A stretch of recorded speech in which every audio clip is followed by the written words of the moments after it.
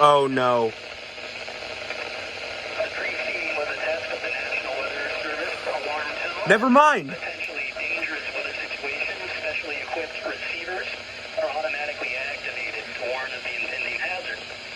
Tests of these receivers by the system are normally conducted by the National Weather Service every Wednesday between 11 a.m. and noon.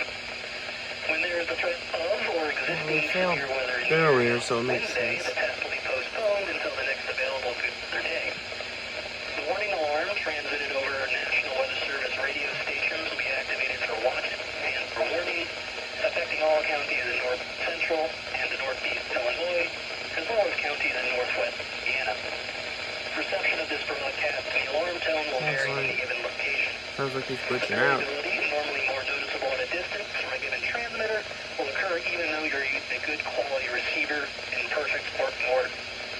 This concludes the tone alarm test. We will now return to our regular program.